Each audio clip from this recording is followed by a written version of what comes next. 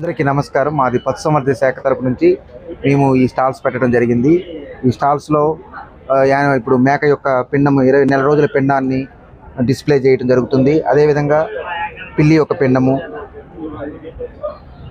కుందేలు యొక్క 20 రోజుల పిండాన్ని మేము డిస్ప్లే చేయడం అవుతుంది. అదేవిధంగా వీటి యొక్క ఇవి ఆవు యొక్క పిండము, 3 నెలల ఆవు పిండం, తర్వాత మేకలు, గొర్రెలు మేకల్లో 3 నెలల పిండాలు మేము డిస్ప్లే చేయడం జరుగుతుంది. ఇవి ఏంటంటే ఆల్రెడీ అబార్టెడ్ అయినవి. వీటిని మేము ప్రిజర్వ్ చేయడం కోసం ఫార్మాలిటీలో వీటిని నిల్వ చేయడం జరిగిందండి. ఇది పశువుల్లో వచ్చే జబ్బుల్లో ఏ రకమైన వ్యాక్సిన్ వాడాలి, ఏ ఏ జబ్బులు ఎప్పుడెప్పుడు వస్తూ ఉంటాయి, వాటికి ఏ యొక్క ప్రికాషన్స్ తీసుకోవాలని వివరించడం కోసం ఇది డిస్ప్లే చేయడం జరిగింది సార్. తర్వాత ఇది గొర్రెల్లో, మేకల్లో వివిధ రకాలైన నులుపురుగులు, నట్టలు అనేవి ఉంటాయి కాబట్టి వాటిని ఈ రకంగా డిస్ప్లే చేయడం జరిగింది. ఇది మేక యొక్క 2 నెలల పిండం అండి. ఇది మేక యొక్క 2 నెలల పిండం.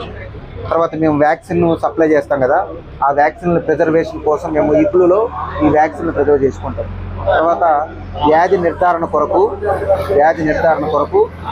రక్త పరీక్ష చేస్తూ ఉంటాం. యానిమల్స్కి వచ్చే జబ్బులు పేడ పరీక్ష కావచ్చు, ఏదైనా డంగ్ శాంపుల్స్ అన్నీ. తర్వాత ఇవాళ ఉండే నులుపురుగులు అండి, ఇవి కూడా నట్టలు.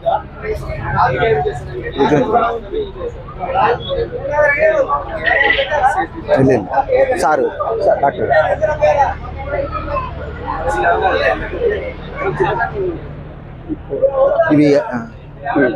ఇది ఎసిల్ బ్రీడ్ అండి. ఇవి పందెం కోళ్ళు అంటారు వీటిని మామూలుగా. ఈ ఎసిల్ బ్రీడ్ ఇది మన ప్రాంతానికి సంబంధించినవి. తర్వాత ఇవి క్వైల్స్, ఇవి కంజులు అంటారు కదా, కంజు పెట్టెలు అంటారు. వీటిని వీటిలో ప్రోటీన్ బాగా ఉంటుంది. తర్వాత మాంసకృతులు అనేవి మంచిగా ఉంటాయి. మనకు 5-6 నెలల కల్లా ఇవి తయారవుతాయండి. వీటి యొక్క మీట్ పర్పస్, ఇందులో కొలెస్ట్రాల్ చాలా తక్కువగా ఉంటుంది. అందువల్ల ఆరోగ్య సమస్యలు ఎటువంటివి రాకుండా వీటి నాటు బాయిలర్ కోళ్ళ కంటే ఇవి చాలా ఉత్తమం అండి. వీటి యొక్క మీటు ఇవి టర్కీ కోళ్ళు అండి. ఈ టర్కీ కోళ్ళు మామూలుగా ఇది ఎగ్స్ మీట్ పర్పస్ వాడుకోవచ్చు.